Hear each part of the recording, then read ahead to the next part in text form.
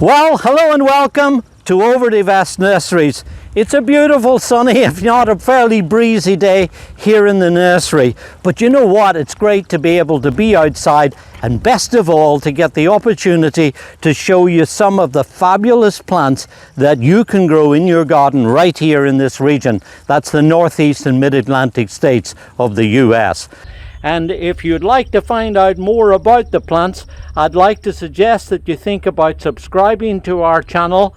And if you see any of these videos that you like, then it would be really nice if you could hit the like icon too, because then that will help other people find the information. And if you don't mind, it would be nice if you let me know in the comments column that you've liked or subscribed to each of our videos as well.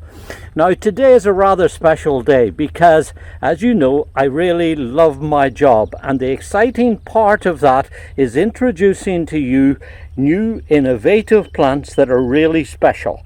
And here in front of me is a really innovative new breeding line that's been developed near Penn State in Pennsylvania by a company called Garden Genetics with a very talented breeder called Rick Grazzini. And here's the exciting part. As you see, these are wonderful little perennials. They are in fact little garden pinks, botanically known as Dianthus. And this particular variety here in front of me is one called EverBloom Strawberry Tart. And then if I pan up through this little batch of plants that we have here, then you will see that there's another very nice brighter pink with a pickety edge too, one called Watermelon Ice. Now these are just two of an emerging collection of these ever blooming types, and that's the exciting and innovative thing about this breeding line, in that, as you see, they flower very nice in early summer. But then, unlike some of the older traditional types of garden pinks, which are really beautiful and gorgeous plants, these ones actually repeat through the season. So that's why they're called EverBloom. Quite literally, these plants in our trials have kept on blooming right through the summertime and into the fall. Now, the interesting thing is, right throughout history, it seems like almost from the time immemorial, people have admired and adored these pretty little flowers. The color pink is said to come from, guess what? The little garden pink.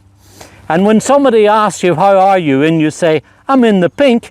Well, that comes from these plants too, because they looked at these perfect little flowers and said, you just don't get any better than that. So I'm in the pink. And when you're talking about pinking shears, and you're cutting out a piece of paper, when you look at the edge, the serrated edge of these flowers, that's where pinking shears comes from. Really gorgeous little easy to grow perennials. Now, this individual variety I'm particularly fond of. This is Strawberry Tart, because when I zoom in here on the flowers, you'll see that they're really quite large in comparison to a lot of the other little garden pinks, but you'll also see that they have this really delectable shade of pink, and then in the center of each of the flowers there's this lovely red eye just beaming out color, and on top of that a lovely delightful fragrance that wafts in the wind. Here's a plant that you could grow in a little tiny space somewhere in your garden. Here's a plant you could put on a bank or in a rockery, a sloping hillside, anywhere that basically is free draining and sunny. They will grow in a partially shaded site, but they'll really honestly respond best when they're grown in a sunny location. What's exciting about this variety is the way that it repeats. A lot, as I mentioned earlier, of the traditional varieties give you absolutely smashing color in the early part of the year, and then maybe a little bit of follow-up color going into the autumn time. But these are really remarkable and I believe a major step forward in bringing us colourful and hardy. And I nearly forgot to mention, this is a hardy little plant too that will grow anywhere throughout our region. Now, if you want to find out a little bit more about how to grow these things, I'll refer you to another video that we have here on this channel that takes the growing a little bit further, because in there you'll see that I take the nutrition of the plants and show you what to do with them so that you can get the best growth and the best performance from them.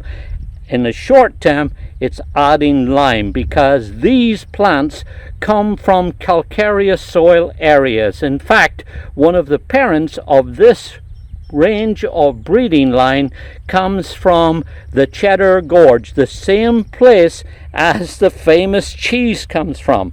And if anybody's ever visited the Cheddar Gorge, a very famous scenic spot in western England, southwest England, in Somerset to be precise, they'll know that there they have well-draining calcareous soils, limestone soils, and if you have a pH that's somewhere elevated more above neutral, that's around about ideally a pH of 7, you'll find that these plants will respond well to that. And in that video I'm showing you how to do it, when to do it, and so on. Now, it's true they'll keep on flowering, and if you look at this plant here now, it's producing plenty of new flower buds, but then it's also got quite a few of the old spent flowers on there too. And what I like to do with them is look at the plants, and when a high proportion of the flowers are going over, that's the time to go in with a pair of pruners or hedging shears or something and just give them a little trim over, just trim off the old flower heads, and that way when you do that you'll create a nice tight cushion for the new buds to push up through, so that you'll get a fresh display all the way through the season. And you might have to do this 3 or 4 times during the season. If you don't do it, they'll still be fine and they'll still grow out and flower, but that's a way to keep them extra lush and fresh and colourful, as well as having pretty foliage. Now, there's another little thing I want to tell you about these that's really, I think, very, very valuable. Besides ever blooming, besides carrying their flowers on, what's neat about these plants is that they're continually pushing up new growth from inside the crown of the plant. You might have some of the older traditional varieties that create what they call a donut. They have this kind of bare center to them and they spread out into a kind of a ring around the outside. Not with these, because this young growth pushes up from the center, and therefore you don't get that hole in the middle that you get with some of the others. So an exciting new development. This is the EverBloom series of Dianthus, or the little garden pink, and the one here in front of me that I really love is this gorgeous variety called Strawberry Tart.